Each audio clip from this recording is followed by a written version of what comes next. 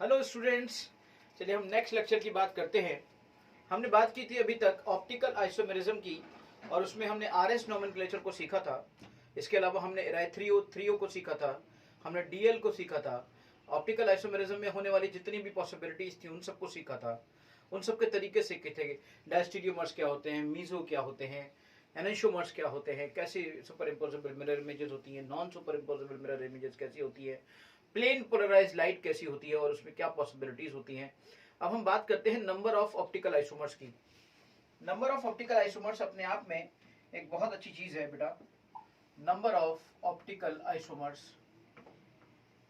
ये कुछ कंडीशनल होता है। आइसोमर्स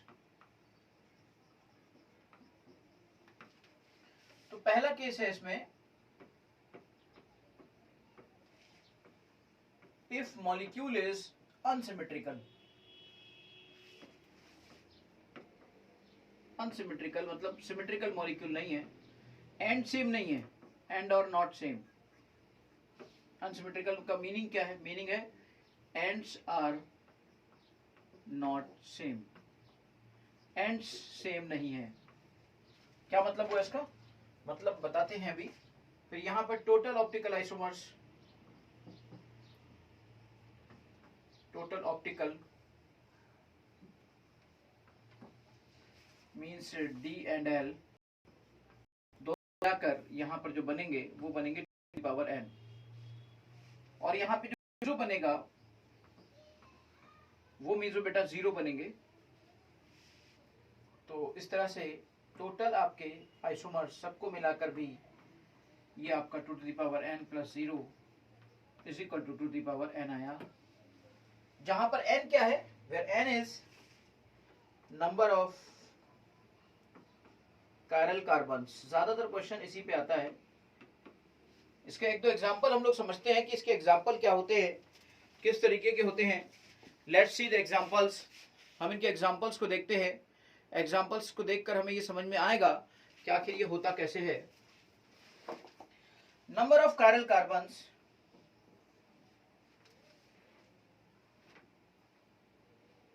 जैसे मान लीजिए हम एक एग्जांपल लेते हैं यहां पर, like this is your CH3, ये आपका H आ गया, ये OH आ गया, ये H आ गया, ये OH आ गया, और ये एंड आपका COH आ गया। फिर नंबर ऑफ कायरल कार्बन्स चाहे आपके इवन हो चाहे ऑड हो, इससे कोई मतलब नहीं है। अगर ends are different, if ends are different, ends different हो गए, और देखिए ध्यान से, तो ये भी आपका ऑप्टिकल आइसोमर, ये आपका एक कायरल कार्बन हो गया, और ये भी this is also a chiral carbon. अब ये एक कायरल कार्बन है, ये भी एक कायरल कार्बन है। इन बोथ सिचुएशन हम एक बात कह सकते हैं, in both situation we can say one thing, that number of chiral carbons यहां पर कितने हैं कितने हैं, तो n इज इक्वल टू 2 की वैल्यू आ गई। तो टोटल मिला के total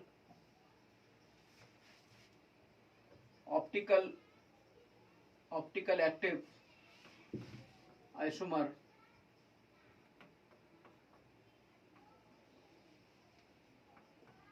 two the power n means 2 to the power 2 की means 4। Total 4 optically active isomers आ गए। अब यहां पर एक एग्जांपल जो आपको मिला था, इसमें n इवन नंबर का था। मान लीजिए आपको ऐसा ले लेते हो, CHCl, CHBr, CHOH, CHO, suppose करिए ऐसा ले लेते हैं आप। अब जरा ध्यान से देखिए, ये तो कार्बन है नहीं, यही कार्बन कायरल कार्बन बन सकता है, यही कायरल कार्बन बन सकता है, क्योंकि अगर आप इसको देखेंगे तो इसमें तो ये तीन कार्बन है, और यहाँ पर H और Cl, और ये ग्रुप H और Br, और ये आपका H और OH, और ये आपका CHO। Ends are different. Ends देखिए, एंड पॉइंट्स डिफरेंट है। अगर ये बीच में सब सेम भी होते ना तब भी कोई बात नहीं थी, पर एंड्स आर डिफरेंट। यहाँ पर एंड्स आपके डिफरेंट है, और एंड से डिफरेंट होने की वजह से क्या होगा, it will be chiral, it will be chiral, it will be chiral, ये आपके तीनों के तीनों chiral होंगे. So here the number of chiral carbons are 3. So total number of isomers will be 2 to the power 3, which is equal to 8 to the power n. अब यहाँ पर जब अनसिमेट्रिकल मॉलिक्यूल होता है, यानी एंड्स अगर डिफरेंट होते हैं, तो number of carbons even number formula एक ही रहता है, बेसिकली 2 to the n. तो इस तरीके से बेटा ये फॉर्मूला आपका बार बार आपके काम आएगा. This formula is frequently used in the problems. Let's see, मान लीजिए एंड डिफरेंट हो जाए और सब सेम हो जाए, कोई फर्क नहीं पड़ता. Like this is CHOH, this is CHOH, this is CHOH, doesn't matter, but the end should be different, and ends are different. Like ends are you know very well, like this is your COH. ये हो गया. अब देखिए ये भी एक chiral carbon है, ये भी एक chiral carbon है, ये भी एक chiral carbon है. Ends are different, and n is equal to 3. So there is no meaning कि आप बीच में क्या करते हैं. और इस तरीके से फिर से यहाँ पर 8 ऑप्टिकल आइसोमर्स आपको मिल जाएंगे, and you will get 8 optical isomers. अब केस नंबर 2 की बात हम करते हैं. इफ मॉलिक्यूल इज सिमेट्रिकल, यानी एंड्स आर सेम. अगर molecule is symmetrical, if molecule is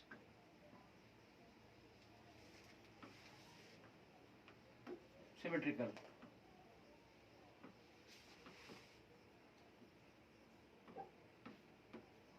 means ends are same, ends same होंगे.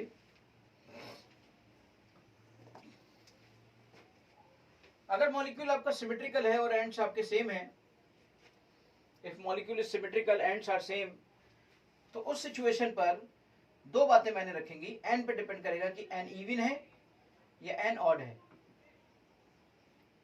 एन इवन है तो अलग होगा और ऑड है तो अलग होगा. Case 2a, if n is even, अगर n आपका even है तो इस सिचुएशन पे क्या होगा. if n is even, इस सिचुएशन को हमें समझना है, तो आप समझिए जरा. Number of optically active isomers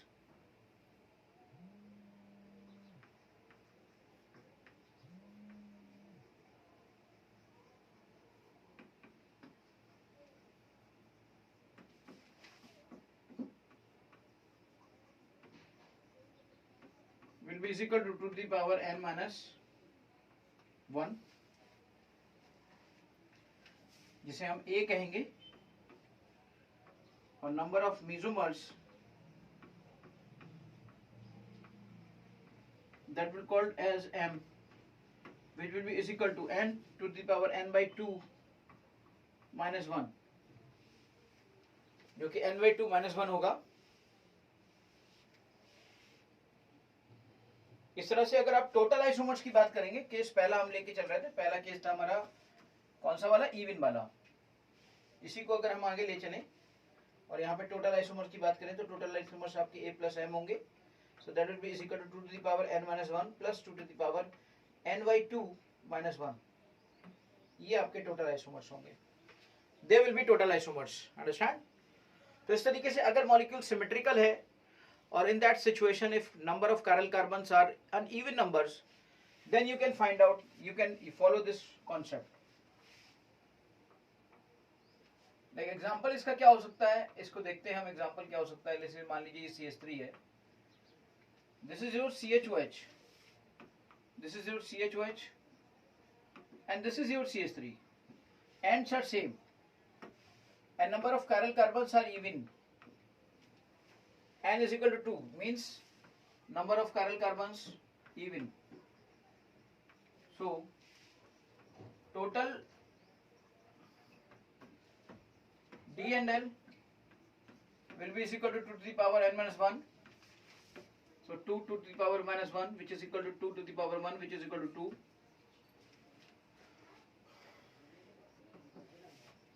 Total meso 2 to the power n by 2 minus 1, 2 to the power 2 by 2 minus 1, 2 to the power 1 minus 1, 0, which is equal to 1. It means total isomers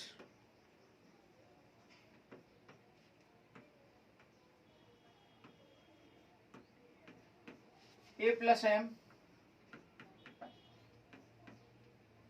2 plus 1 which is equal to 3. तो इस तरह से ये case आपके सामने आ जाएगा बेटा, और इसको आप इस तरीके से देख लेंगे. Now you can find out easily, बहुत ही अच्छे से आप इसे देख सकते हैं, बहुत ही अच्छे से इसे आप ऑब्जर्व कर सकते हैं. ये तरीके हैं जो तरीके आपके बहुत काम आएंगे. जब भी कभी कोई क्वेश्चन इस तरह का आएगा आप इजीली इनको सॉल्व कर लेंगे. Case 2b, if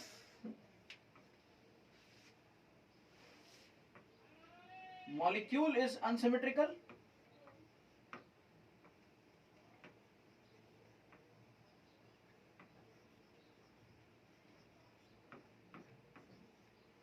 and number of chiral carbons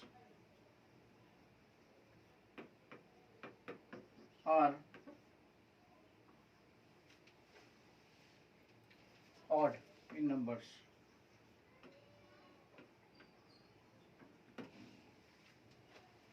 In that situation, you can say that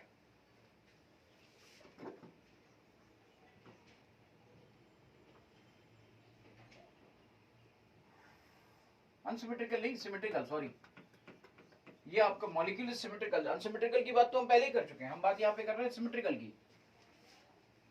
number of chiral carbons are odd in numbers, इसकी हम बात करें. सिमेट्रिकल की बात कर रहे हैं, so we are talking about CHOH, CHOH, CHOH, and this is again CH3.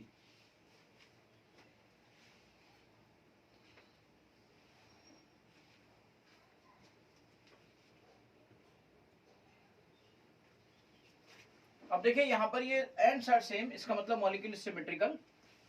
Symmetrical का मतलब क्या था? एंड्स आर सेम, एंड्स आपके सेम है. नंबर ऑफ chiral कार्बन्स आपके ऑड इन नंबर्स हैं. And this is your CH3, CHOH, CHOH. ये आपका हो गया, ये आपका हो गया और ये आपका हो गया.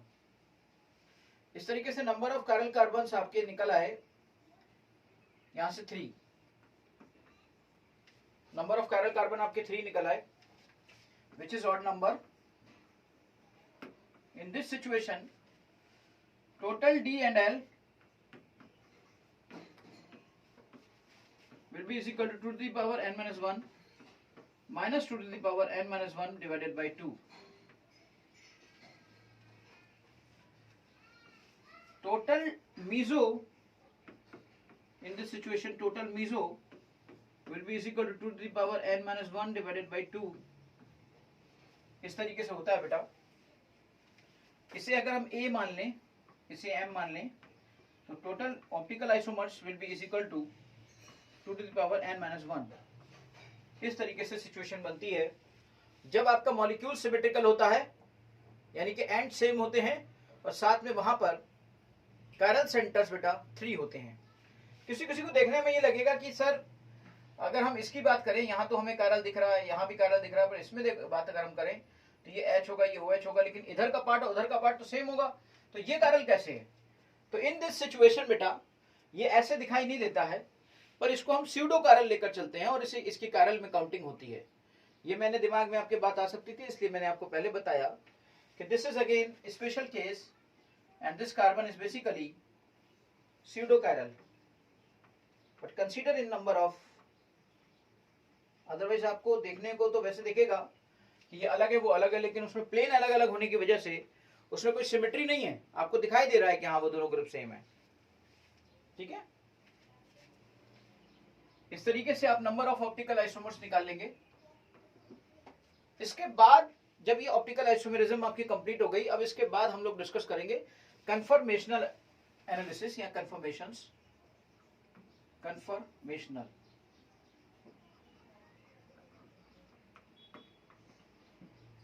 एनालिसिस, कन्फर्मेशनल एनालिसिस की अगर मैं बात करूं तो यहां से मेरे पास एक बात आएगी निकल के, फ्री रोटेशन, इसके लिए रिक्वायर्ड होता है फ्री रोटेशन।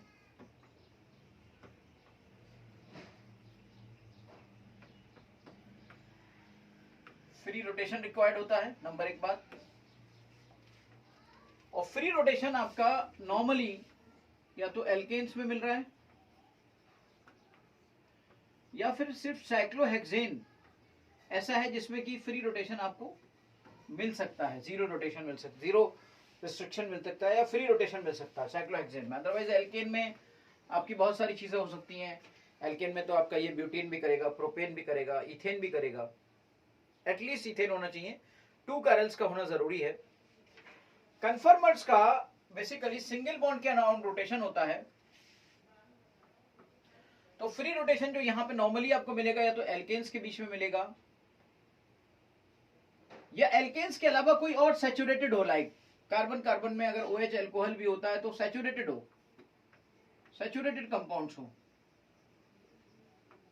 एल्केन का मतलब था मेरा कहने का यहां पर सैचुरेशन से।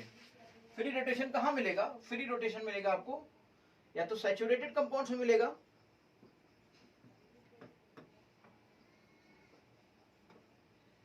सैचुरेटेड कंपाउंड्स की डेफिनेशन मैं आपको पहले ही बता चुका हूं कि कार्बन कार्बन के बीच में सिंगल बॉन्ड हो, बाकी कहां डबल होता है कहां ट्रिपल होता है उससे कोई मतलब नहीं है।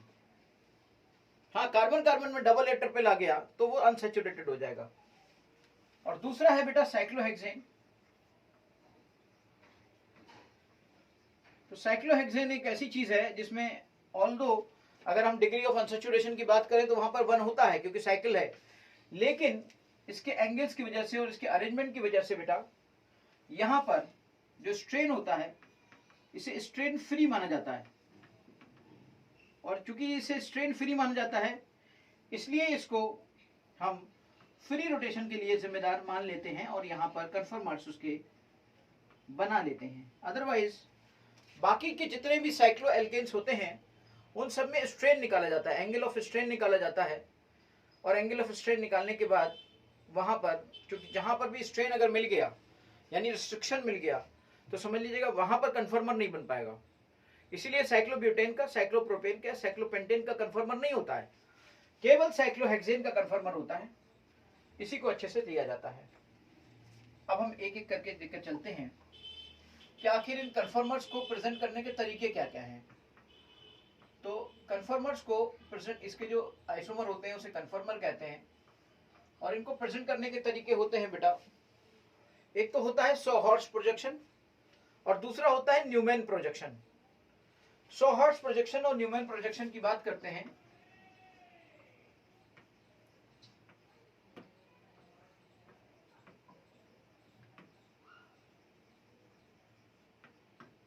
सॉहॉर्स projection and Newman projection. Sawhorse projection में जैसे मान लीजिए हमने कोई एक कंपाउंड ले लिया, CH3 ले लेते हैं, बहुत ही बेसिक सी बात ले लेते हैं और यहां पर इस तरीके से इसे दिखाते हैं। अब इसमें 3 H ऐसे हमने दिखाए और उसी डायरेक्शन में, जिस डायरेक्शन में यहां दिखाए हैं उसी में अगर आप बिल्कुल सेम पैटर्न पे अगर आप इधर भी दिखा देते हो, लाइक इधर ये ऐसे बना देते हो, इसके ये करीब में ऐसे बना देते हो, फिर ये इसके करीब में बना देते हो, तो सेम पैटर्न आपने रखा, यहां पर आपने सेम पैटर्न रखा। तो अगर ऐसा होता है तो इस कन्फर्मर को हम इक्लिप्स कहते हैं, दिस इज कॉल्ड इक्लिप्स। और इसी को थोड़ा सा और डिटेल करते हैं। अगर हम एक कार्बन को इस तरीके से लें और यहां के हाइड्रोजन को जिस एंगल से, जिस तरीके से हम प्रेजेंट कर रहे हैं उसके जस्ट अपोजिट हम हाइड्रोजन को, जैसे ऊपर है तो यहाँ पर हाइड्रोजन को नीचे करें, यहाँ इधर है तो इसको इधर करें, इधर है तो इसको इधर करें, तो इससे मैक्सिमम डिस्टेंस हो जाती है बेटा। मैक्सिमम डिस्टेंस होने से क्या होता है कि मिनिमम रिपल्शन हो जाता है। और जब मैक्सिमम डिस्टेंस हो, मिनिमम रिपल्शन होता है तो इस वाले कन्फर्मर को हम नाम देते हैं स्टैगर्ड का। This is called staggered. तो ये हमारा स्टैगर्ड है और ये हमारा इक्लिप्स है। This is called Eclipse. and this is called staggered. Okay.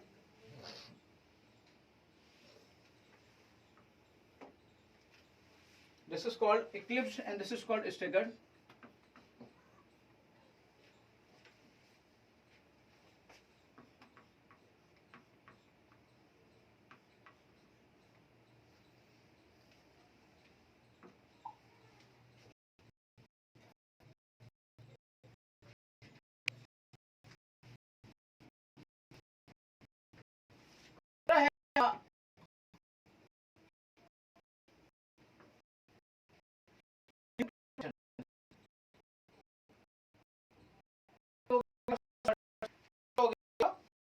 Human